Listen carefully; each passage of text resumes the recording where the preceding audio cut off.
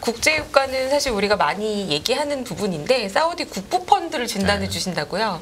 뭐 진단까지는 아니고요. 제가 사실 국부펀드를 궁금해하는 게 두 가지였는데 축구를 왜 이렇게 유명한 선수를 영입을 이렇게 많이 하잖아요. 네. 말도 안 되는 금액으로. 뭐 그분들은 말이 될 수도 있지만. 네. 그리고 또 하나는 미국과 사우디의 관계가 예전 같지는 않아요. 그것은 정치적 문제를 떠나서 유가에 분명히 영향을 주고 있다고 보거든요. 그래서 유가 전망에 참고할 만한 이유가 있다고 봤고, 그래서 유가 전망을 하면서 사우디 국부펀드를 말씀드리려고 했습니다. 네. 시청자 여러분, 오늘 그 백 센터장님이 가져오신 자료가 저희 게시판에 있으니까요. 같이 보시면서 들어주시면 좋을 것 같고요. 자료를 가져오셨으니까 자료를 보면서 저희가 같이 얘기해 보겠습니다. 네. 먼저 유가를 먼저 보시죠. 지금 유가는 어떤 흐름을 보이고 있나요? 사실 유가를 제가 좀 요즘에 열심히 안 본 것 같아요. 뭐 시장 컨센이랑 저는 그러니까 저희 하우스는 시장 컨센과 상관없이 저희 하우스가 얘기했던 거는 한 2달 전에도 얘기했지만 올해 하반기 유가는 더 하향 안정화될 것이라는 주장을 했어요. 근데 그 사이에 좀 틀릴 것처럼 보일 때도 있었고, 근데 저희는 결론은 뭐냐면 이 리포트 파워포인트 전에 저번 주에 발견한 제목이 하반기에도 유가는 80불을 유지할까라는 제목을 했는데 아니다라는 거였거든요. 그러니까 유가는 더 70불대로 내려갈 거다라고 보고 있어요. 그러니까 다시 결론부터 말씀드리면 유가 때문에 쉽게 말하면 연준이 금리를 올려야 되고 유가 때문에 우리가 머리를 아플 거라고 저는 보고 있진 않아요. 근데 그 이유는 저기 화면에 자료 화면에 보시면 2페이지 보시면 왼쪽에 있는 그래프를 보시더라도 일단 저희들이 보는 건 미국의 공급량이 계속 늘어나지 않을 것이다라고 보고 있어요. 그러니까 물론 미국 생산량은 늘었지만 생산량이 이제 한계에 다다랐을 거라고 보는 인데 요 진한 청록색 그래프가 결국은 원유 수축의 수거든요. 그러니까 보시면 코로나 직후 200개에서 180까지 빠졌던 요 원유 수축이 당연히 늘었겠죠. 늘었는데 작년 하반기부터 오히려 좀 늘진 않고 있는 거죠. 이 부분은 유가가 계속 상승해서 불구하고 안 늘었다는 거는 뭐 미국 내 에너지 정책에 대한 변화도 있겠죠. 그러니까 많은 오일 업체들이 원유가 지금 원유 시축을 논다는 건 뭐 1, 2년 장사하려고 하는 게 아니잖아요. 10년, 30년을 봤을 때 유가가 과연 서스테이블 할까라고 하는 의구심. 뭐 여러 가지 전기차라든가 아니면 수소경제나 이런 걸 봤을 때 분명히 그럴 거고요. 그러다 보니까 위에 있는 미국의 원유 생산량, 이건 좌측이지만 물론 1100만 배럴에서 1270만 배럴까지 올라왔지만 세 달 동안 계속 정체되어 있는 모습인 것 같아요.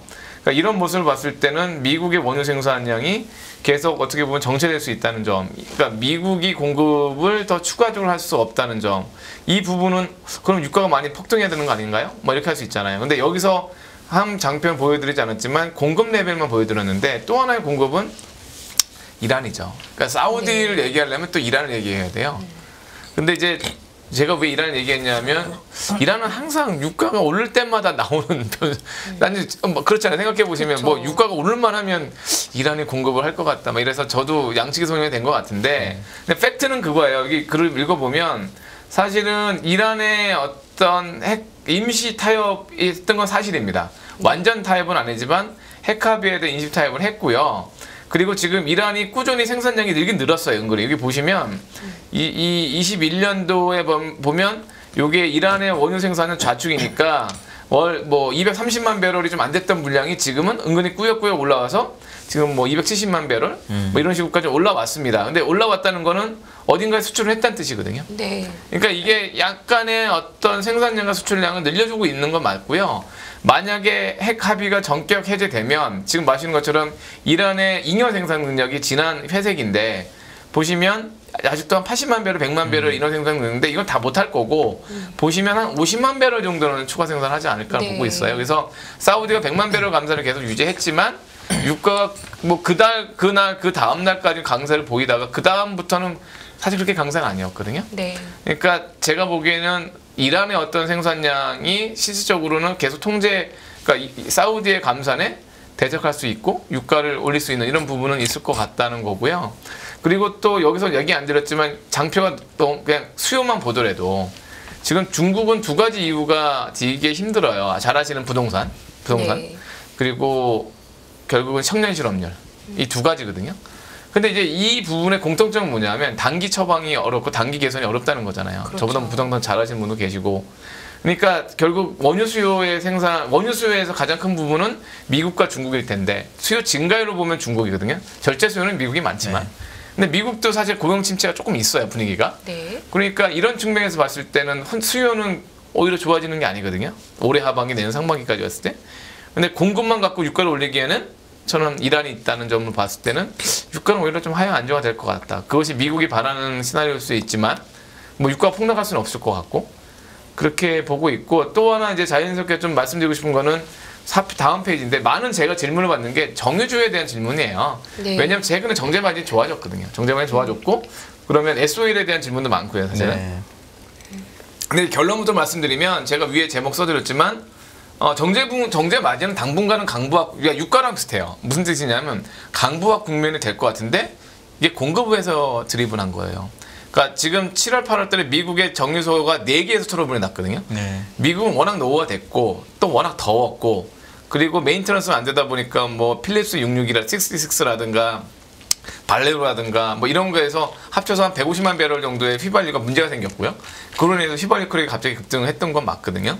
그러니까 결론적으로는 정제 마진은 공급 사이드 측면에서는 강부학 국면은 있는데 저는 피크아웃을 했다고 보고 있어요. 그러니까 정제 마진이 여기 써드린 것처럼 미국의 가동률 하락과 가동 중단의 영향은 있었지만 두 번째 써드린 것처럼 올해 하반기와 내년의 석유 제품 수요 증가는 좀 불확실하다고 보고 있고 그림으로 좀 나타내 보면 밑에 있는 그림 중에 이게 좀 그러니까 IEA 자료를 갖고 와서 제가 설명이 필요하긴 한데 그냥 쉽게 설명드리면 이 주황색 그래프는 뭐냐면 미국의 정제 마진이라 보시면 돼요. 네. 그리고 여기 있는 청록색 같은 경우에는 유럽 정제 마진이고 맨 밑에 있는 것은 싱가포르 아시아 정제 마진인데 정제 마진이 다 올랐죠. 네. 다 올랐는데 제가 이제 주가 측면에서 말씀드린 건 뭐냐면 이 정제 마진은 계속 강보합을 유지할 겁니다.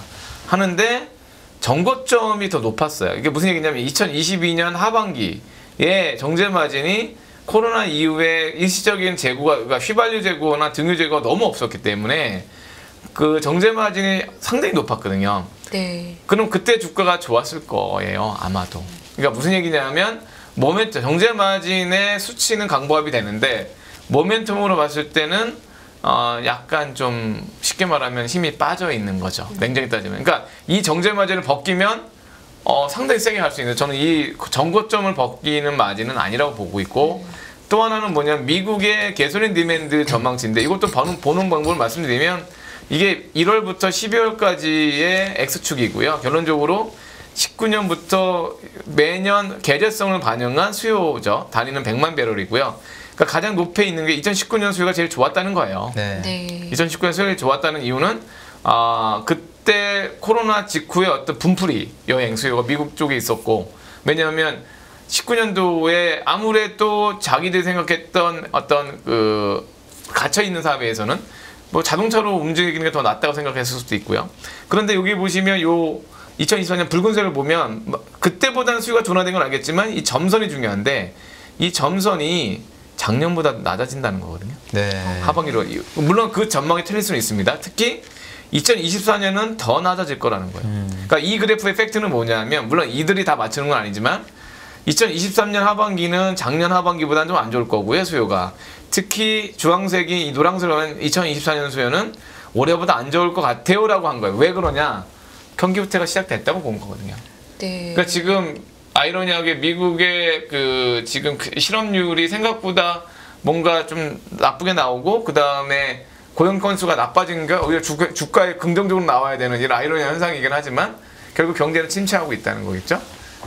이런 측면이고 또 하나는 이제 오른쪽 보면 반면 리파이닝 크루드 따라풋이라고 해서 이제 정제 산출물이죠. 정제 산출물은 2024년에 꽤 많이 늘 거라고 보고 있어요. 왜냐하면 가동률이 좀 더 정상화될 거라고 보고 있거든요. 그리고 증설도 좀 있고요. 그래서 이런 걸 종합해 봤을 때 마진은 2022년 피크보다는 낮아져 있고 단기적으로는 트러블 때문에 이제 강보합은 맞는 거고요. 근데 주가에는 반영했을 것 같고 근데 여기서 이제 제가 말한 대로 정유주가 주가의 상승의 두 가지 가장 모멘텀은 정제 마진이 제일 중요하긴 하지만 또 하나는 뭐냐면 앉아서 정제 마진이 좋아지려면 유가가 계속 상승해 줘야 되거든요. 네. 그러니까 유가가 플랫해도 정제 마진은 올라갈 수 있죠. 근데 이제 유가가 계속 올라가면 레깅 시차 효과라는 게 있기 때문에 지금 우리가 만드는 개솔린의 투입 원가는 2달 전이기 때문에 유가가 계속 올라가는 생각하면 자연스럽게 정제마진이 올라갈 거 아닙니까? 근데 지금 그 상황은 아니거든요. 저희는 유가가 오히려 뭐 재고평가 손실까지 아니지만 약간 약보합으로 보고 있는 거고, 그렇다고 보면 정유주는 당분간은 보합 국면일 가능성도 충분히 예상할 수 있다라고 보고 있습니다. 아까 그 리그수하고 그 생산량 보여주신 거 저도 이 그림 한번 그려봤는데 저는 이거를 말씀하신 해석도 되게 맞는데 오히려 리그수가 최근에 그러니까 원유 시추기수가 줄었는데 생산량이 늘었잖아요. 네. 그럼 결국 리그당 그러니까 원유 시추기당 생산량이 는 건데 네. 이게 앞으로 미국의 효율을 늘리는 거여서 네. 만약에 원유 시추기를 더 투자하면 훨씬 생산이 많이 늘어날 수도 있다라고 판단하면 유가에는 훨씬 더 하방 압력이 될 수 있다라고도 저는 생각한 게 있었는데 네. 이렇게는 어떻게 보세요? 그건 지금? 뭐 네. EIA의 지금 사회자도 김현미 위원도 했던 DPR이라는 리포트를 보시면 네. 생산성이 나와요. 리그당 네. 좋아졌어요. 계속 네. 좋아지고 있고 그럴 수밖에 없는 게 이제 시추기를 더 잘 효율적으로 심고 있고 네. 그 다음에 더 기술 발전과 그다음 노하우 발전을 위해서 수평 시추와 수압 파쇄가 더 발달하고 있고 그래서 지금 사회자 말씀한 대로 효율성이 좋아졌기 때문에 좋아질 겁니다. 그러니까 지금 말씀하신 대로 더 유효한 리그를 심으면 원유 생산이 많이 늘겠죠. 근데 제 질문은 결국 이 원유를 시추하기 위한 미국의 업스윙 기업들, 그 다음에 여기에서의 디벨로퍼들 돈을 내야 되거든요. 이 여기서 고민이 있을 거예요. 그러니까 결국은 뭐냐면 이 시추기가 절대량이 늘 환경이냐 아닌가가 되게 중요한 거죠. 그러니까 화석 연료를 계속 더 많이 해서 우리가 네. 돈을 벌 수 있을까? 아니면 여기서 다른 식으로 투자해. 그러니까 미국의 뭐 쉽게 말하면 탄소 배출권이라든가 아니면 다른 에너지원에 대한 개발, 뭐 전기차도 마찬가지고요. 그쵸. 이런 부분에서 고민을 많이 할 거예요. 차라리 양극재 소재를 더 개발해야 되나? 아니면 최근에 지금 네브라스카주인가요? 미국에 엄청난 리튬 광산, 뭐 무슨 특정한 리튬 광산을 개발하는 게 맞지 않나?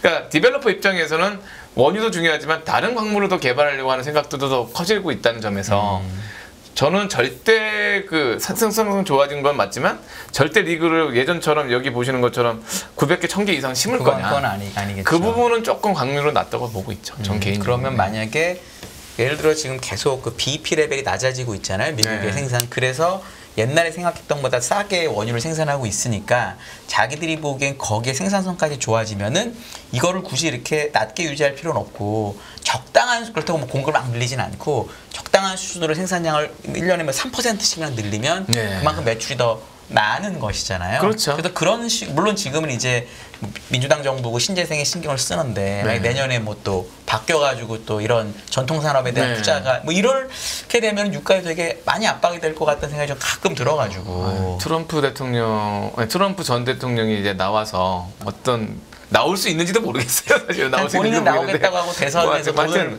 걷어갑니다. 공화당이 또 될 수 있죠. 트럼프만 네. 공화당은 아니니까 다른 네. 뭐 유명한 분들은. 그러니까 그 부분도 분명히 그럴 수 있습니다. 근데 이제 글쎄요, 제가 미국에 있는 지금 그러니까 우리 엑스모빌이나 쉐브론 말고도 네. 우리가 보는 옥시덴탈이라든가 네, 네. 뭐 전문 기업들의 캐펙스 레벨을 봤을 때는 네. 모르겠어요. 그분들이 후행 투자를 할 수도 있고 아니면 컨퍼런스 콜을 들어봤을 때는 네. 이쪽에 그렇게 인터레스트, 그러니까 관심이 있다고 좀 보고 있진 않아요. 근데 그분들도 고민은 뭐냐면 그렇다고 생각보다 돈을 잘 벌고 있는데 이거를 그냥 뭐 카본 캡처스 이런 데만 투자할 건가? 그러니까 약간 CF들도 고민이 있는 거죠. 그러니까 BP는 완전히 그쪽으로 돌아섰지만 미국에 있는 정유 기업들은 좀 생각이 좀 다른 것 같고. 네. 그래서 약간은 웨이트 앤 씨를 정확히 말하면 웨이트 앤 씨고 지금 뭐 극단적으로 뭐 또 다른 원유 시추 개발이 발견됐던데요. 옛날에 뭐 이런 쉐일 오일처럼 네. 우리가 알 수 없는 또 다른 걸 해서 절대적으로 원가가 낮은 사우디보다 더 낮은 원가의 원유를 캘 수 있다면 또 얘기가 달라지겠죠. 지금 사우디와 사이도 안 좋으니까. 근데 하여튼 뭐 그럴 수도 있는데 아직은 저는 일단은 좀 당분간은 그래도 과감하게 투자를 못할 것이다. 정부가 바뀌더라도 그렇게는 보고 있습니다. 왜냐면 지금 캐펙스 레벨이 옛날에 곧 정상이라기보다는 좀 많을 때보다 3분의 1로 줄었다가 지금 약간 옛날 정상이 한 반 정도까지 올라왔는데 네, 올라왔죠. 그러니까 이게 옛날이 정상인 거냐 지금이 정상인 거냐 사실 아무도 모르는 건데 이게 한번 봤으니까 그 숫자를 그런 식으로는 아닐 거다라고 여전히 보시는 거죠. 지금 올라왔지만 여전히 너무 낮은데 이게 그냥 거의 정상에 가깝다 이렇게. 근데 확실한 거는 2030년, 2040년까지 유가가 과연 지금보다 절대 물가 상승률 반영해도 높을 건가? 그렇죠. 유지만 해도 지금 손해인데 사실은 내년에 지금 다른 건 인플레이션 반영해서 그러니까 네. 저는 그거 뺏지 못할 것 같아요. 사실은 원유 수요라는 게 어떻게든 계속 훼손되잖아요. 그쵸. 전기차가 됐든 뭐가 됐든 경비행기가 됐든 그러니까 이 부분에서는 이런 생각을 좀 할 수 있다는 점에서는 저는 아직 그렇습니다. 제가 좀 이상한 생각인지도 모르겠는데 사실 2030년, 2040년 전기차 보급률을 아주 긍정적으로 보시는 분들은 원유 수요가 더 감소할 수 있다고 볼 수 있잖아요. 그렇다면 그래도 80불대 최대한 뽑아서 돈을 벌어두는 게 나은 게 아닌가. 그래서 생산량을 굳이 줄이지 않는 게 아닐까라는 생각도 드는데 어떻게 생각하시나요? 그럴 수 있겠네요. 같이 들어보니까. 아니 맞는 네. 얘기죠. 그러니까 어떻게 보면 근데 지금 생산량을 만약에 더 많이 늘려서 한다고 가격이 또 뭐 오르는 건 아니잖아요. 그러니까 가격이 더 빠지니까. 개별 기업 입장에서는 적극적으로 투자를 줄이거나 생산량을 줄이는 행위를 적극적으로는 안 할 것 같다라는 당연하죠. 생각이 개인적으로 당연하죠. 들어요. 네. 그러니까 사실은 지금은 에너지 혼돈의 시대는 맞아요. 네. 그러니까 지금 예전에 우리가 많은 에너지 뭐 경제 에너지 전쟁 2030 뭐 이런 것도 있지만 사실 제가 봤던 전기차의 어떤 수요 증가율 그리고 효율이 분명히 우리에게 큰 위협이 되는데 화석연료에는 사실은 이게 생각보다 느리게 진행될 수도 있는 문제거든요. 네. 사실 유럽의 전기차가 올해 생각보다 아우르가 자꾸 낮아졌단 말이에요. 냉정히 따지면. 그러니까 이런 부분에 고민이 있는 거죠. 사실은. 제가 소설을 쓰자면 이런 생각을 할 수 있을 것 같아요. 저라면 어떻게 하겠느냐. 지금 최대한 돈을 벌어서 정치 로비를 엄청 열심히 해가지고 전기차 관련된 법안들이 최대한 늦게 실현이 되도록 그렇겠죠. 미국은 그렇죠. 로비하는 나라니까요. 적극적으로 이 화석연료를 더 쓰는 걸 지지하는 방향으로 가지 않을까. 적어도 선거를 받지 듀얼로는 해야 된다. 의무적으로. 네. 왜냐하면 네. 전기차의 원료 자체가 여전히 한국에 그러니까 지구에 있는 자원을 쓰는 거잖아요. 그렇죠. 네. 그러니까 이 부분이 그러니까 완벽하게 되려면 태양광을 통해서 자기가 그렇죠. 스스로 충전하고 스스로 그렇죠. 움직이고 그렇죠. 스스로 저장하는 그 시대가 될 때까지는 그렇죠. 한국에 있는 그러니까 전 세계에 있는 자원을 쓰고 있는 거예요. 화석 연료냐 있냐 그 차이가 없는 거라고 보는 게 맞겠죠. 네. 뭐 제가 그렇게 하자는 얘기는 아닙니다. 네. 그래서 결국 저는 결론은 뭐냐면 아까 말한 대로 원유 유가의 가장 위협은 뭐냐면요.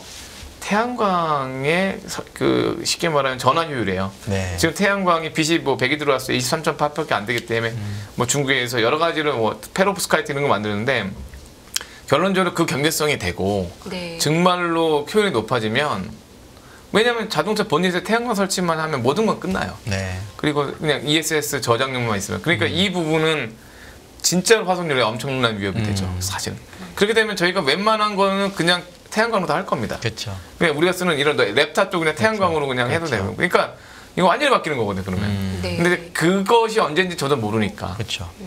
근데 이제 그래서 제가 말씀드린 건 불확실성이 있으니 지금 말씀하신 대로 그런 로비를 통해서 어떻게든 뽑아내야 될 것인데 그래서 그 간정의 가장 중심이 사우디겠죠. 네. 기업은 기업일 거고 국가로 보면 여태까지 뭐 그래서 그 사우디 얘기를 좀 해야 될 것 같습니다. 그렇습니다.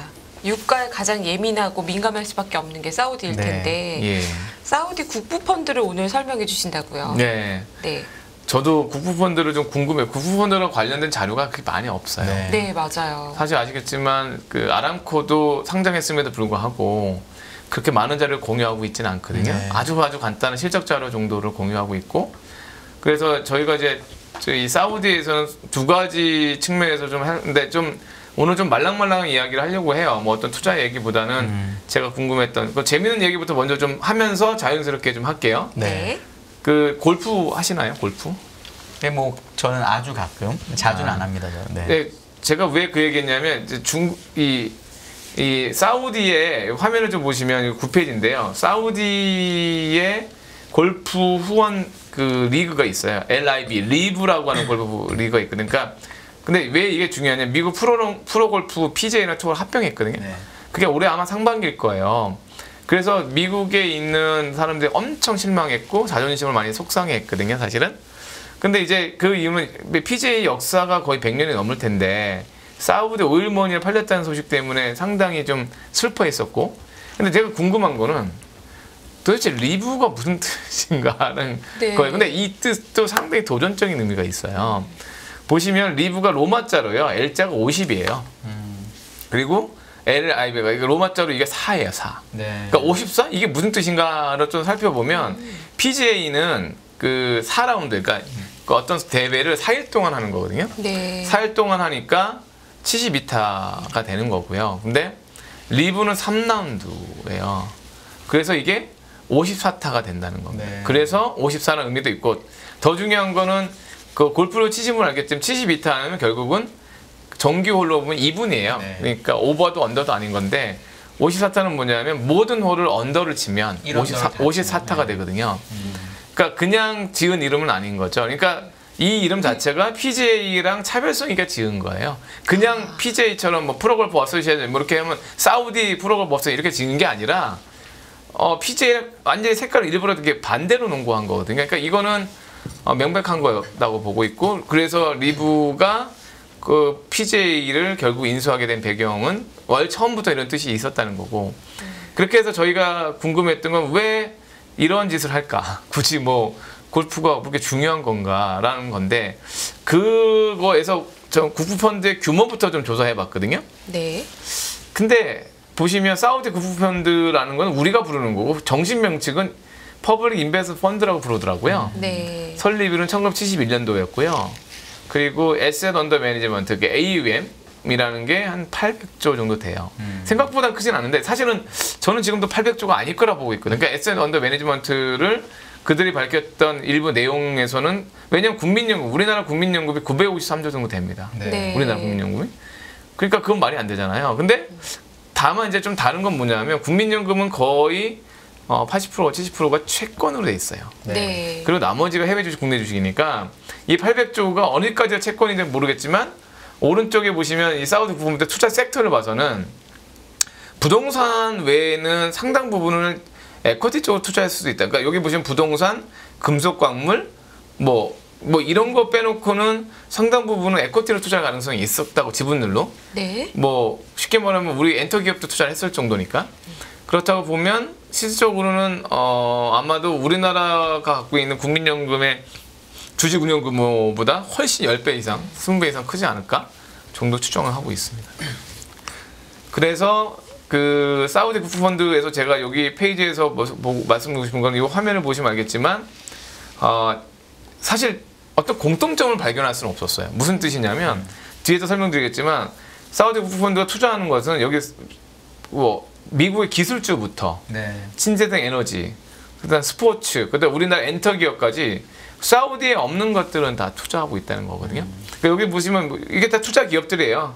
뭐 여기 보시면 뭐 축구팀부터 페이스북, 그다음에 정유화학 기업, 디즈니 월드, 크루즈 뭐 이런 걸 다 투자해서 투자가 그냥 없고 그냥 막 사는 건가 생각은 들고 있는데, 그래도 제가 봤을 때 이거는 기업 투자적인 측면이고, 그러니까 기업 투자 말고 정치적인 면에서는 그러니까 지금까지는 사우디 국부펀드의 유래와 뭐 어떤 그런 걸 좀 말씀드렸는데, 요건 좀 이따 말씀드려도 정치적인 측면에서 보면 이제 사우디랑 상당히 뭔가 좀 다른 식으로 움직이고 있다는 거죠. 사우디가 여기 보시면 이 사진을 보시면 중국과 굉장히 가까워졌어요. 그래서 작년 하반기부터 쉽게 말하면 달러 베이스의 이 원유 결제를 일부 여기 위안화로 결제하기 시작했거든요. 근데 정확한 비중까지는 잘 모르겠어요. 근데 추정컨대 뭐 3, 4% 수준 아니겠냐고 하는데 상당히 도전적이고요. 그리고 사실은 여기서 말씀 안 드렸지만 예전에 바이든이 한번 6월달인가 7월달에 방문을 했었는데, 원유 감산을 하지 말아달라는 식의 뉘앙스인데 바로 이 사우디 방문이 끝나자마자 원유 감산 선언해 버렸거든요. 그러니까 이거는 뭐냐면 지금 오른쪽에 그런 것처럼 뭔가 그 종횡무진 사우디에 흔들린 국제관계로 했지만, 이게 지금 사실은 바이든 정부나 트럼프 정부나 뭐 지금 여태까지 여러 가지를 봤을 때는 사우디는 결국 계속 중국 쪽에 가까워지려고 노력을 하고 있다. 그래서 뭐 올해 2분기에 국부펀드가 알리바바 주식만 지금 145만 주를 보유하면서 1분기 대비 41%나 늘렸고요. 그 다음에 사우디 아람코는 다시 중국 뭐 당연히 화학 프로젝트에 추진하고 있다는 데에서, 그리고 최근에 아마 저희가 개수해 봤을 때는 아직 움직임이 있는지 모르겠지만 중국의 데벨로퍼 기업들 주가가 되게 안 좋고 되게 힘든데 일부 부동산 경기 부진이 되고 있는 중국에 사우디에 배팅할 거라는 루머도 막 있고 있거든요. 아, 네. 뭐 싸질 거 아니에요. 충분히. 그쵸. 그러니까 이런 것들이 그러니까 이게 시진핑과 정말 친해서라기보다는 미국을 견제하고 자기의 부를 증식하는 기회가 아니다 이렇게 활용하고 있는 걸로. 근데 당분간 미국은 불편한 거죠. 왜냐하면 국제 유가 측면에서는 사우디가 말을 안 듣는다는 거잖아요. 네. 그러니까 근데 사우디가 또 말을 안 들을 수밖에 없는 이유는 유가가 계속 올라간다는 보장도 없고 자기도 먹고 살아야 되니까 이제는 다원성 차원에서 다양하게 투자를 해보자고 해서 첫 번째 단계 투자를 했고 그래서 나온 투자가 이제 보면 중국과 관련된 투자도 있지만 제가 여기서 말씀드린 건 뭐 축구 얘기는 나중에 드릴게요. 축구 뭐는 뭐 네옴시티는 너무나 잘 아시는 거죠. 네옴시티. 그러니까 이 네옴시티 프로젝트는 참고적으로 뭐 모르시는 분은 없겠지만 한 번 더 설명드리면 홍해 인근에 아예 그 새로운 도시인데 이 규모가 서울의 44배 면적 정도 돼요. 총 투자가 1,400조 원이니까요. 그래서 지금 여전히 투자 중이고 그리고 네옴시티와 관련된 여러 가지 공시가 나올 때마다 주가는 움직이거든요. 한국 기업들도 있고요. 그래서 제가 보기에는 이게 사우디가 이 한국 기업뿐만 아니라 전 세계 기업을 상대로 길들이기 차원에서 네옴시티 짓는 게 아닌가 하는 생각이 들고 있는데 여하튼 이거는 그냥 장난이 아니라 2030년에 분명히 완공될 프로젝트거든요. 그래서 계획대로 잘 진행되고 있고 수주 경쟁이 됐고 일부 뭐 우리나라 기업들도 건설 건자재 같은 경우는 공시도 해요. 네옴시티 이번에 선정됐다 뭐 이런 식으로. 그러니까 지금 보면 미국을 결번하면서 결번은 아니겠지만 미국과 떨어지면서 자기만의 패권을 하게 된 건 결국은 미국이 원유를 보호해줘도 결국 의미가 없다. 원유가 보호 가치가 없어질 거라고 생각하는 거고 그러다 보니까 신재생, 신기술, AI 그다음에 모든 것이 점점 투자를 하게 되는 뭐 이런 모습이 있는 거죠. 네. 사우디가 과거에 이제 미국으로 원유 수출도 했었던 걸로 기억하고 맞습니다. 있는데 맞습니다. 예. 지금도 하고는 있죠. 당연히 하고 있습니다. 네. 미국은 지금도 해외 중동 쪽에서 수입을 합니다. 그렇죠. 근데 미국은 그 자주 양이- 독립 안 됐기 때문에. 양이 많이 줄었을 거고. 제가 그래프는 안 갖고 왔는데 네. 고점 대비해서는 반토막 났고요. 네. 근데 여전히 전체 원유 수입 물량의 그 30% 이상은 중동에서 가져오고 있습니다. 네. 사우디 입장에서는 최대 수출국이 그러면 지금 현재는 중국인가요? 그렇죠. 현재는 중국이죠. 현재는 중국이죠. 네. 왜냐면 중국의 수입 물량이 가장 크니까요. 그게 딱 바뀐 연도가 언제쯤이었을까요? 중국과 미국이 바꾼 거. 네. 저는 지금 제가 그거까지는 점검을 못 해봤는데 네. 아마도 그게 2015년에서 2019년 사이라고 추정되거든요. 그렇죠. 왜냐하면 중국이 지금 미국은 지금 하루 소비량이 2천만 배럴 정도, 2,300만 배럴 정도 되고요. 중국이 지금 많이 올라 1,500만 배럴 정도 되는데 10년 전에 1,000만 배럴 정도밖에 안 됐거든요. 그러니까 계속 매년 10%씩 성장해서 1,500만 배럴 된 거니까 그 사이에 계속 신규 수요는 계속 수입을 의존했을 거니까 그거 다 사우디에서 가져갔을 거니까 네. 아마 개세 보면 15년에서 19년 사이일 거고요. 네. 그런 거에서 아까 말한 대로 지금 좋은 질문이신 게 그런 게 이제 빈살만 입장에서는 당연히 커스터머가 바뀌고 있는 것도 있고 그러니까 정치 경제적 그러니까 어떤 군사학적으로는 미국의 한 수미라 하더라도 중국도 무시할 수 없는 거죠. 최대 수입 국가가 됐고 네. 그런 것들이 양면의 칼로 이제 이용하면서 미국이 약간 좀 소원해지고 중국으로 좀 더 가까워지는 이런 모습이 아닌가라고 제가 생각합니다. 이걸 여쭤본 이유가요. 사실 이제 중동에서 원유 개발을 했던 것은 사실상 미국 사람들이었잖아요. 네, 예. 그래서 거의 100년간 이어져 왔던 그쵸. 사우디와 미국의 관계가 있는데 미래 관계였는데 예. 그동안에 당연히 사우디는 중국에 대해서 그렇게 크게 좋은 관계를 맺지는 않았을 것 같거든요. 아주 오랫동안으로 보자면. 필요성이 없었죠. 필요가 뭐 항상 없었겠죠, 없었죠. 사실. 예.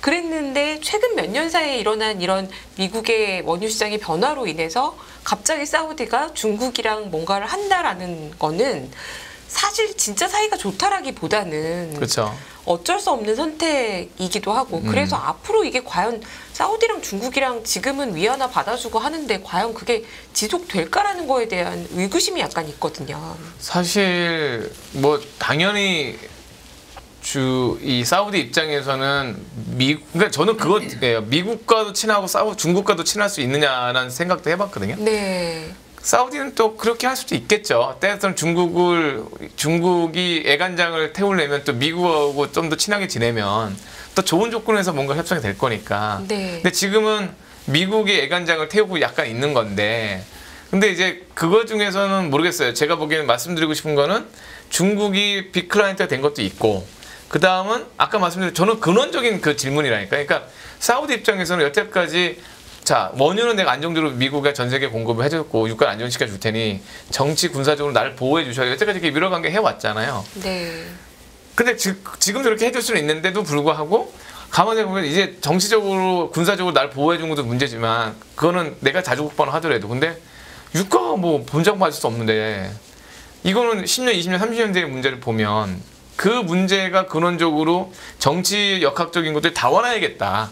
그러니까 제가 보기엔 결국 미국만 의존해서 내가 지금까지 살아왔고 앞으로도 그럴 건데 아니 유가가 떨어지는 건 미국 못 막아주잖아요. 지금 다 여기저기서 전기차, 수소, 태양광 하고 있는데 그러면 결국 더 다각적인 정치 외교를 할 수밖에 없는 거고 그런 전에 했고 그래서 중국이 들은 거 지금 질문하신 대로 중국을 정말 좋아하거나 나쁘고 그건 모르겠어요. 뭐 얼마나 좋아하는지. 근데 당연히 그냥 그 외교적인 측면에서는 했던 거고 지금 뭔가 중국이 미국과 뭔가 마음에 안 든 건 있었겠죠. 사실은 아니 자기가 보기에도 유가가 겨우 이제 코로나 직후 급락했다가 한때 마이너스 유가가 나왔었어요. 아시죠? 네. 말도 안 되는. 그쵸. 그래서 이제 좀 올라와서 했는데 그렇게 마이너스 할 때는 도와주지도 않았는데 그래놓고 뭐 유가를 낮춰달라고 자꾸 얘기하니까 자기도 조금 뭐 신경 불편했을 수도 있고 하여튼 그런 측면인데 근데 그것보단 제가 뭔가 아까 왜 골프 얘기도 했고 네. 뭐 화면은 조금 재미있지만 여기 축구 선수 누구누구 왔나 좀 말랑말랑 얘기해보면 여기 보시는 이용 유로면 얼마입니까? 하여튼 이용료는 약 2,800억. 그러니까요. 여기 네. 알 이티아드랑 나 축구까지는 안 봐서 죄송합니다. 네. 호날두 영입했죠. 벤제마도 2,800원인가 2,700원이 갔죠. 그 다음에 여기 네이마르, 마네 뭐 이런 선수를 다 갔는데 솔직히 그렇게 팔 필요는 없잖아요. 그러니까 제가 어떤 느낌이냐면 뭐라 그럴까 그냥 허세를 부린다는 것보다는 그러니까 뭔가 자기가 하면 확실하게 1등이 되고 싶은 생각들. 그러니까 PGA도 먹을 정도. 그러니까 나는 골프는 무조건 사우디로 통해야 돼. 네. 축구도 우리가 돈을 오일머니 풀어서라도 사우디 축구를 봐줘야 돼. 그러니까 주변 국가가 아니라 우리 중심 국가가 되고 강대국이 돼야 되는 마인드가 있는 것 같아요. 그러니까 네옴시트라고 하는 마치 진시황처럼 이렇게 짓는 거고 그 얘기는 어떻게 보면 이제 원유를 떠나서 나기도 이제는 새로운 산업을 투자하고 국방도 강화하고 이렇게 할 가능성이 장기적으로 있는 거죠. 그러니까 이제는 미국에 국방 의존하지 않을 거고요. 저도 이제 하겠다. 근데 핵 개발까지 나오면 이제 되게 민감하니까 이란 때문에 지금 이란 핵 개발한다고 다들 그랬는데 거기서 자기가 몰래 개발할 수는 없을 거니까. 네. 그래서 그런 거는 문제가 있지만 여하튼 뭔가 자기가 섹터별로 하나씩 이제 의미 있는 어떤 진짜 강대국이 되고자 하는 의미가 있지 않나? 저는 그렇게는 보고 있어요. 그러니까 단순히 축구로 볼 건 아닌 것 같다고 보고 있어요. 골프랑 축구의 인수의 의미가 저는 재밌다고 느낀 부분이 1등이 되어야 한다. 뭐 그분이 1등은 되려고 한 건 모르지만 여하튼 네. 금액으로는 1등이 돼버렸어요. 네. 거의 이제 금액으로 1등이 돼버렸는데. 그런데 사실 이거는 뭔가 고용을 창출하거나 국부를 만들어낼 수 있는 그런 인수는 아니잖아요. 그렇죠, 아니죠. 그러면 사우디 입장에서는 본질적인 걸 해결을 해야 될 텐데 네옴시티는 사실은 저는 개인적으로 너무 그림이 커서 이게 언제 어떻게 지어질지 상상이 잘 안 되더라고요. 그쵸, 네. 이 중간 과정에서 사우디가 지금까지 얘기했던 것은 재생에너지를 우리가 더 잘하겠다는 얘기도 제가 맞아요. 기억하기로는- 태양광 많이 설치 많이 했어요. 그렇죠. 그게 어떻게 돼가고 있나요? 사우디의 태양광 상태는 지금 어떤가요? 태양광 설치 수요는 계속, 그러니까 지금 전 세계 설치 수요가 매년 35% 정도씩 증가하고 있었고요. 네. 그 중에서 제일 많이 성장해서 역시 중국이죠. 근데 사우디도 사실은 매년 20%에서 30%씩 증가합니다. 근데 절대 규모 제가 숫자가 잘 기억 안 나지만 중국 설치 수요를 100으로 봤을 때 사우디는 사실은 10에서 20밖에 안 돼요. 네. 물론 인구수로 보면 엄청 많은 거지만 영토의 크기나 아니면 그 절제 발전 수요로 봐서는 여전히 전체 수요에서 태양광이 차지하는 거는 10%대밖에 안 되거든요. 네. 일조량이라는 걸 따져서도. 그러니까 뭐라고 그럴까? 제가 보기엔 태양광에 대한 모멘텀이 예전보다 조금 작아진 느낌? 네. 그러니까 그것이 아마 아까 말씀드렸던 변환 효율에 대한, 그러니까 태양광이 지금 기술에서 한계가 있다. 그러니까 지금 이 패널을 깔아서 이 땅에다 이걸 계속 깔아서 우리가 대체 수요를 하는 건 경제성도 떨어지고 의미가 없는 짓이라 생각한 것 같다고 저는 보고 있는 게 지금 기술 발전이 좀 되고 그러면 태양광 그때 깔아도 되는 거잖아요. 사실은 생산은 다 중국이 해줄 건데 어차피. 그래서 지금 태양광 설치 수요나 그런 모멘텀은 작은 게 태양광 기업의 투자도 약간 주춤하고 있어요. 오히려 이제 좀 이따 말씀드렸죠. 한국 기업 투자한 걸 좀 보면 한국 기업 같은 경우에 우리나라 대표 하나솔루션도 있고 OCI도 있잖아요. 네. 거기에 대한 지분 투자 얘기는 없거든요, 사실은. 근데 뭐 뒤에 좀 설명드리겠지만 뭐 엔터부터 다양한 기업도 투자하고 있으니까 말 나온 김에 잠깐만 여기 화면을 보시면 15페이지에 저희 그 한국으로 눈을 들은 사우디라고 그랬는데 여기서 의미 있는 게 하나 있어요. 최근에 7월인가 8월에 기사가 나는데요. 사우디의 자체 국가에 부동산 기관 투자자 포럼이 있었나 봐요. 네. 거기에 한국 금융기관 이름을 밝힐 수 없지만 금융기관을 공식 초청했다고 하는 기사가 한 줄 있었고요. 그리고 네오면 이제 한국연락관 상도시킬 거고 현대무선, 현대건설도 일제히 입찰 중인데 이게 하여튼 뭔가 지금 이 한국 기업에 대해서는 의미 있게 조금 초청을 해봤다는 점이고 투자가 크게 우리나라에서 이루어지는 게 그게 세 가지 축이 있는데요. 샤인 프로젝트라고 있어요. 이게 좀 설명을 드리면 아람코는 아시겠지만 우리 S-오일을 자회사를 두고 있습니다. 네. 우리가 오해하시면 안 돼요. S-오일의 대주주는 아람코입니다. 네. 아시죠? 그러니까 S-오일은 아람코의 자회사입니다. 네. 근데 이 기업이 울산에다가 총 규모가 거의 10조에 육박합니다. 저도 석유화학 정유 N을 오래 했지만 단일 프로젝트로 9조, 10조 하는 경우는 없어요. 네. 보통 한 3, 4조 정도 하거든요. 그래서 여기 보시면 기공식을 이미 가졌고요, 올해. 그래서 2025년 6년도에 완공 목표고 이거는 뭐냐면 C2C라고 해서 크루드 투 올레핀. 네. 그러니까 오일을 넣으면 정제 제품 없이 바로 화학만 나오게 하겠다는 거예요. 네. 그러니까 오일을 그러니까 옛날에 어떻게 나냐면 정유랑 화학이 나눠져 있었어요. 그러니까 오일을 넣으면 반드시 휘발유 등경화도 정유 제품이 나오고 그 다음에 일부 화학 제품인 아로마틱 제품이 나오고 그래서 여기서 나오는 납사를 리포머로 개질해서 결국은 에틸렌 프로필렌 같은 화학 제품을 만들어야 되는데 이 정유화나 석유화학 정유 제품이 장기적으로 수요가 낮아질 거라 보는 거잖아요. 전기차 때문에. 네. 그래서 이거 없이 크루드 투 올레핀이라서 올레핀이 이제 독자의 편의를 위하면 이제 화학을 의미하는 거고요. 원유에서 화학으로 바로 가는 설비를 9조 2,580억에 만들었다는 거고 그것이 경제성이 있다고 주장하고 있어요. 저희들은 이제 말이 안 된다. 중간에 있는 휘발유도 팔아야 되고 화학도 팔아야 돈이 될 텐데 어프가스나 부생가스 그다음에 설비 투자를 위해서 우리가 알고 있는 화학 설비보다 훨씬 더 효율이 높을 거라고 주장하고 있거든요. 네. 걔네에서 그 IR 자료를 보면. 그래서 일단 주목되고 있지만 하여튼 여하튼 이렇게 큰 투자를 하고 있다. 이게 첫 번째고 그 다음에 두 번째로 보면 지금 K 컨텐츠에도 관심이 많은 것 같아요. 그러니까 지금 지난해 넥슨이란 게임 회사의 지분율로 2대주가 됐거든요. 8.14%. NC소프트도 이제 9.3%가 됐고요. 근데 뭐 잘 아시겠지만 올해 1월에 카카오엔터에도 6천억 투자했는데 그러니까 여기 보시는 것처럼 뭐 수많은 기업들이 이미 시장이 그러니까 우리나라의 K 아마 이거는 그냥 우리나라 K 컨텐츠나 아니면 K 엔터가 워낙 유명하니까 그런 차원에서 투자를 했겠죠. 근데 이렇게 투자를 하면 아까 샤인도 투자하고 이것도 투자하면 이제 태양광이나 이런 것도 투자를 해야 되는데 네. 맛있게도 이제 그 얘기는 아직은 없어요. 네. 그러니까 이 페이지에서 말씀해 주신 거는 이제 자연스럽게 주식에 대한 이야기지만 그러니까 지금 이제 주가라는 게 테마가 한 번씩 있고요. 그리고 테마라는 건 장기적으로 나올 어떤 실적에 관련된 스토리텔링 그것이 주가에 영향을 주는 것이 테마라고 좀 보고 있거든요. 일정 부분은. 근데 이제 여기서 보시면 참고적으로 지금 한국과 사우디가 하는 협력 프로젝트가 은근히 많이 있다는 거예요. 아까 말했던 샤인 프로젝트 같은 에너지도 있고 그 다음에 철도, 제약, 바이오, 제조, 스마트시티 이렇게 은근히 농업 투자까지도 일부 있다고 하더라고요. 코오른 글로벌이나 이런 기업들을 통해서 농업 서비스 투자에도 좀 하고 있고요. 그래서 정확하게 밝히지 않은 것들이 더 많을 거예요. 개별 기업 입장에서는 어떤 공시를 통해서 JV 투자를 밝히지 않는 이상은 네. 사우디 국부펀드가 어느 기업에 투자를 얼마 투자했는지를 알기는 힘들겠죠. 여하튼 지금 이런 프로젝트들을 감안했을 때는 상당히 한국 기업에 다양한 투자를 하는데 의외로 태양광 투자는 조금 이렇게 좀 소극적이지 않은가? 저는 그렇게 보고 있습니다. 네.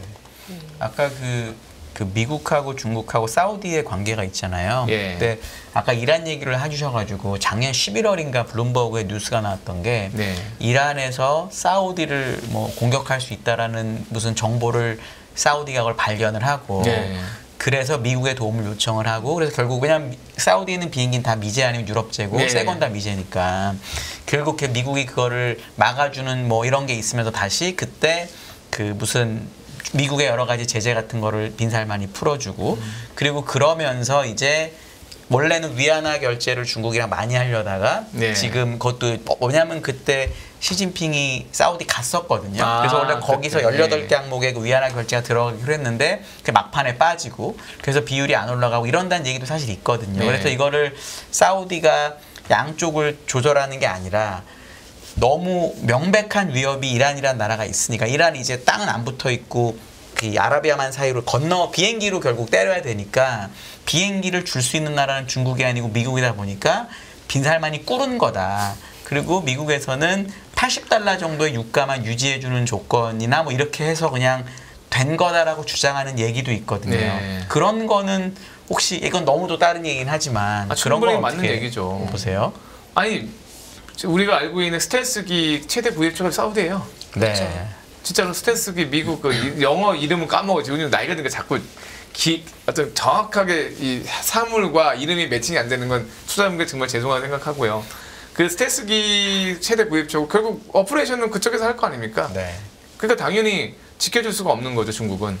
그리고 지금 말씀하신 대로 사실은 이란 조금 상식적으로 재미는 좀 오늘은 뭐 주식 얘기를 많이 안 해서 그것도 좀 송구스럽지만 일부러 좀 말랑말랑한 얘기를 해드리는 네. 게 그런 말이 있어요. 사우디는 기름 위의 나라고 이란은 가스 위의 나라다라는 네. 말이 있거든요. 원래 이란 가스전에 유명한 나라예요. 사실 옛날에 생각해보면 이란은 엄청난 가스전에 있는 나라고. 그러니까 원래는 기본적으로 구조적으로 보면 이란은 원유 생산량이 사우디보다 원래 많을 수가 없는 나라고. 그러니까 이제 그리고 또 재밌는 얘기를 해드리면 아예 민족이 다른 건 아시죠? 네. 그러니까 무슨 얘기냐면 사우디는 그 아랍 쪽이라서 정말 조금 피부색이 진하시고 그런데 이 페르시아 계통이에요. 네. 이란은. 그리고 원래 배화교라고 원래 종교가 달랐어요. 근데 일부러 아랍에 있는 사람이 가서 그 굴복시켜서 그거를 다 개종시킨 거예요. 그래서 시아파, 순위파로 나눠진 것뿐이고 네. 그러니까 결국은 좀 뿌리부터 다른 거고 그러다 보니까 그게 계속 뭐 표면적으로는 종교적인 갈등이지만 시아파나 순위파 근데 이 쉽게 말하면 시족이 다른 거거든요. 이런 부분들이 계속 부딪히면서 결국 근데 어떻게 보면 미국이 이런 얘기를 방송에서 해도 되는지 모르죠. 약간 교활한 거죠. 이란을 완전히 풀어준 그러니까 이란을 완전히 풀어준 것도 아니고 이건 풀어준 것도 아니고 이건 안 풀어준 것도 아니고 그렇다고 사우디랑은 또 좀 미랄 관계긴 한데 또 그때 뭐 이런 것들을 교묘히 이용하는 거잖아요, 사실은. 그러니까 계속 그런 관계는 당분간은 뭐 어쩔 수 없는 거겠죠. 근데 사우디도 뾰족할 수는 없는 거고. 네. 굳이 얘기하면 그러니까 제일 위험한 신은 아까 말씀드렸잖아요. 핵을 서로 갖고 싶어 할 텐데 이렇게 되면 네. 그죠? 네. 그러니까 결국 미국에서 나도 김정은처럼 하는 거죠. 핵을 갖고. 근데 이스라엘은 이미 핵이 있단 말이에요.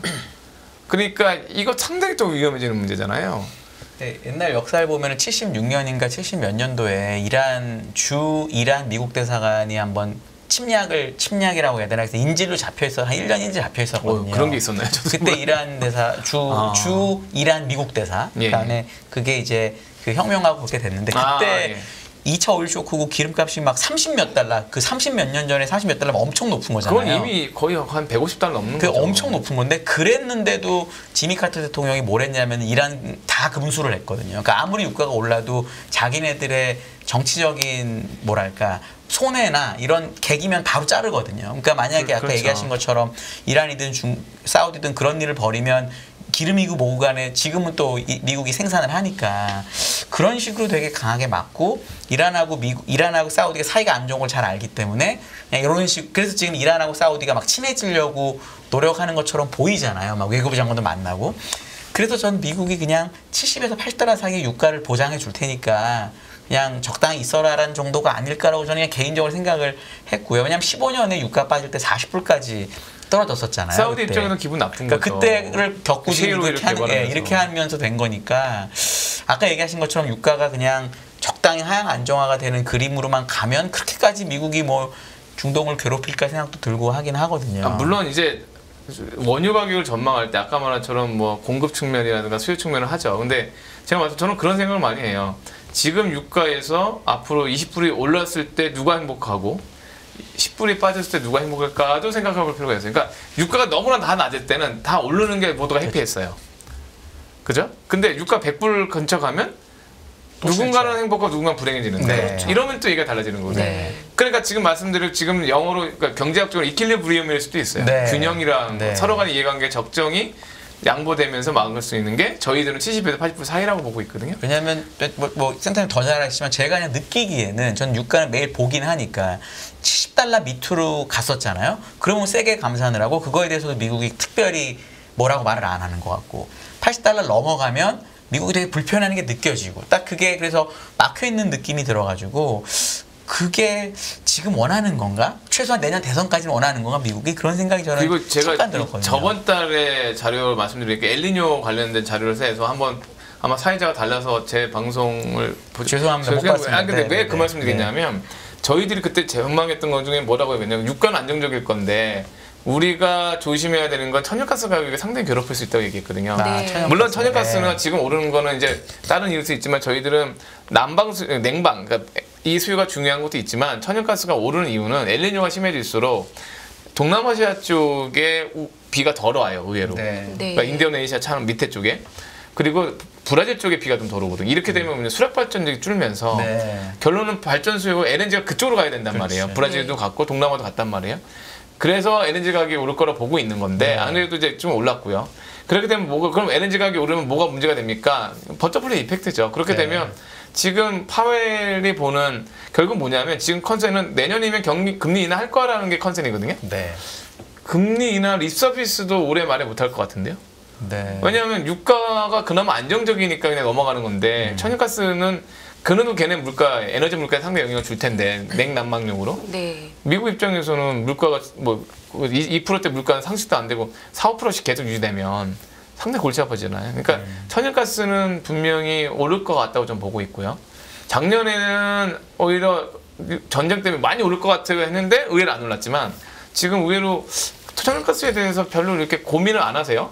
천연가스가 좀 오른다고 보고 있거든요, 사실은. 그런데 이제 우리나라는 천연가스를 수입할 때 가스공사가 이 유가에 연동한 공식으로 수입을 하거든요. 그래서 사실은 뭐 일반 천연가스 가격은 별로 중요하지 않고 유가에 딱 연동이 돼 있는데 얘기하신 그럼 동남아나 브라질은 어떤 가격으로 수입을 하나요? 그것까지 모르겠습니다. 그것까지 모르겠는데 아마도 상식적으로 유가가 아니라 천연가스 자체의 가격도 뭐가 있겠죠. 그리고 미국산 MMBTU 가격 이미 올랐잖아요. 그러니까 미국 내 물가만 보더라도 제 말은. 그러니까 수입 수출을 떠나서 미국 내 LNG 그리고 또 장표에 말씀드리고 싶은 건 미국이 좀 가뭄이 심하다는 거예요. 그래서 저희들이 그래프로 보니까 뉴욕주의 가뭄이 지난 30년간 심할 때마다 미국의 가스 생산량이 계속 감소하는 전년 대비해서. 왜냐하면 물이 부족하니까. 그 위쪽에 있는 셰일주 마셀러스라고 하는 셰일 광구 쪽에 가스가 갑자기 뜨는 모습이 보이거든요. 물이 부족하니까요. 저보다 잘 아시겠지만. 그래서 저는 기본적으로 뭐 공급은 줄는데 수요 느니까 천연가스 가격은 미국의 물가를 자체는 미국 내 MMBTU 몽벨 가격 자체가 계속 좀 강보를 보일 거라고 보고 있고요. 그런 것들이 파웰에 가고 금리 인하에 대해서 고민할 시점이 다가오고 있다고 하는 립서비스를 점점 멀게 할 수도 있다는 거죠. 그러면 주식에는 부정적인 거거든요. 제 말 이해하시죠? 그러니까 절대적인 주가나 미국의 S&P 지수에는 그렇게 나이스한 뉴스는 아닐 것이다. 그래서 우리가 기다리는 반등이 빨리 올 거냐. 그래서 좀 고민이 깊어지는 이런 거란 거죠. 그 천연가스를 미국의 천연가스를 제가 안 본 지 좀 오래됐는데 사실 제가 예전에 그 백영태 센터장님과 같은 회사에 2013, 14, 15년 같이 있으면서 저희가 이런 미국의 셰일가스에 대해서 엄청나게 논의를 하고 같이 콜라보 보고서를 쓰고 했었던 기억이 있는데요. 그때 이제 얘기를 했던 게 뭐였냐면은 천연가스가 이렇게 많아지면 미국에 풍부해지면 미국만 놓고 봤을 때는 원유하고 천연가스의 사용 비율이, 그러니까 에너지 믹스에서 천연가스가 확실히 올라갈 것이다. 그렇겠죠. 싸지니까요. 그게 실제로 얼마나 진행되는지가 좀 궁금하고요.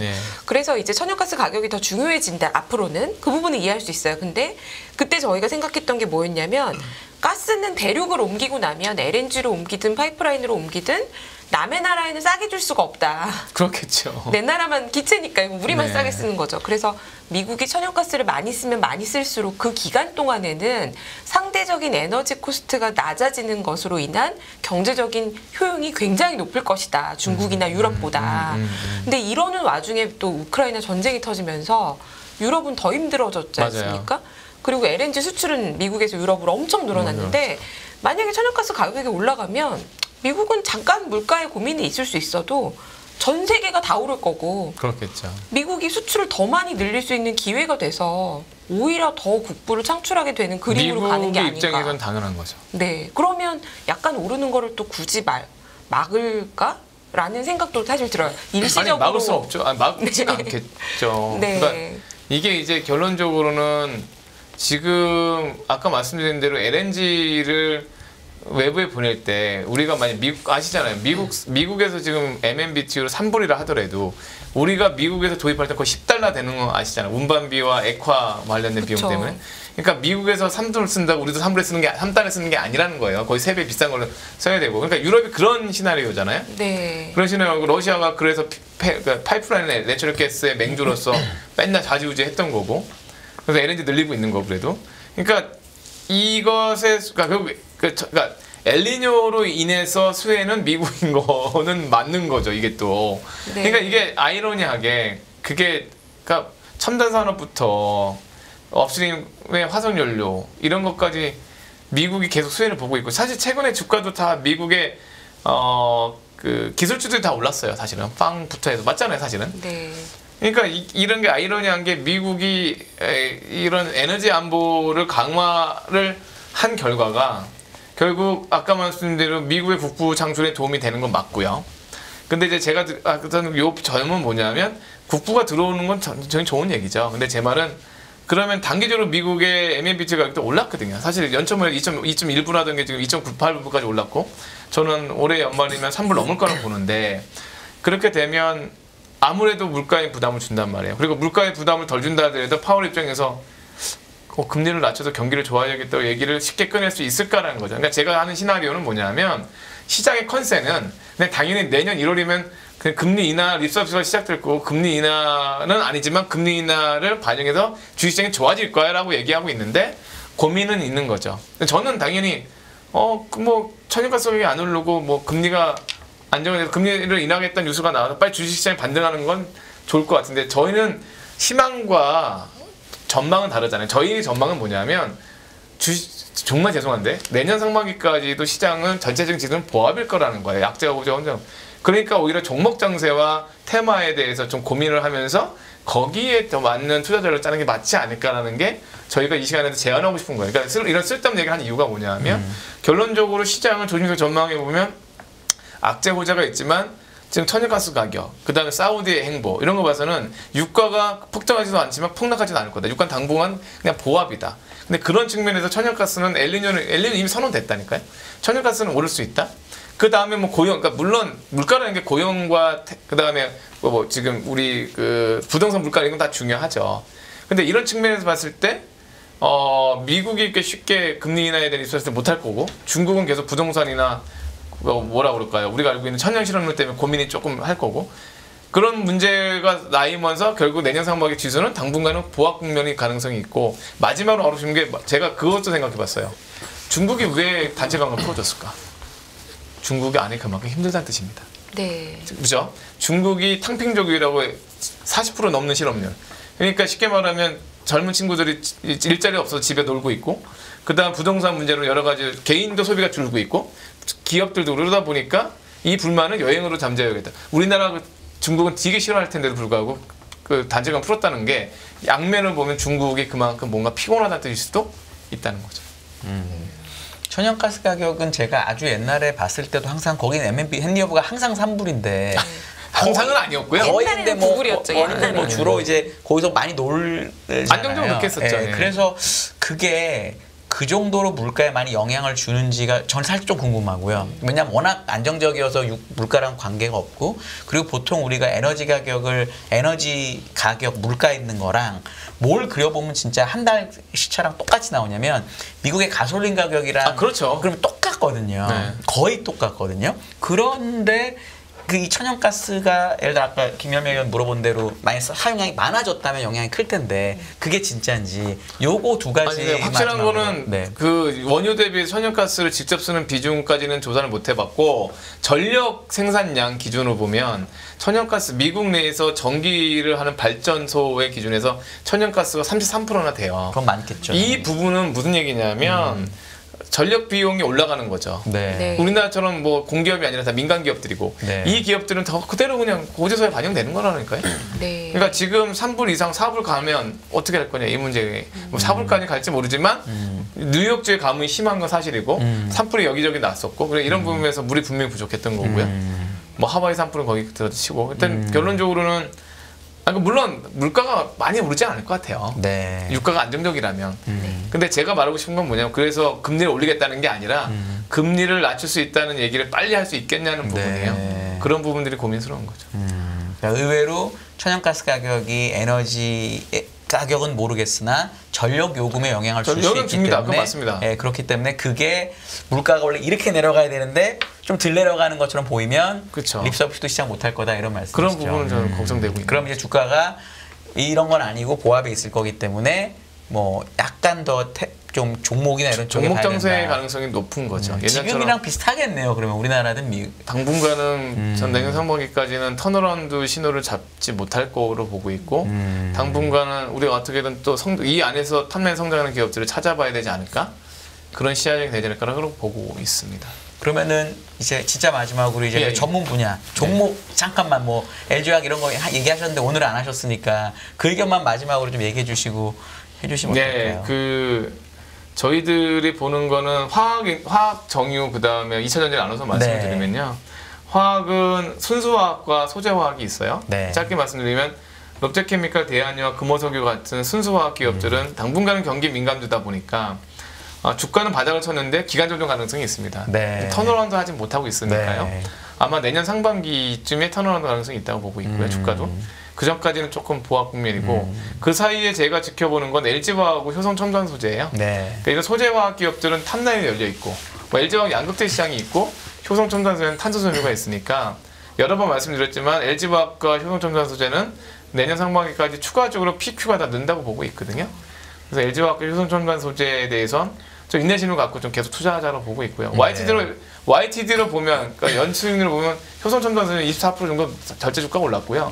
LG화학이 좀 안 됐어요. 근데 그거는 이제 나중에 말씀드리겠지만 메탈 가격이 하락하면 양극재 쪽에 매출력이 준 건데 Q는 늘고 있다는 거니까 오해하실 필요는 없고 정유는 좀 보수적으로 봅니다. 아까 말씀드린 대로 유가는 보합일 거고 정제마진은 강보합인데 수요 드리블이 안 되고 있다는 측면에서 보면 정유는 아마도 좀 보합 국면일 것 같고요. 2차 전지에서는 아까 말했듯이 오히려 셀업체로는 좀 좋게 보고 있어요. 엘니뇨에서 얘기한 것처럼 이 페루 쪽에 비가 많이 오면 리튬 광산 쪽, 니켈 광산 쪽에 공급량이 줄기 시작하거든요. 배가 못 들어가니까요.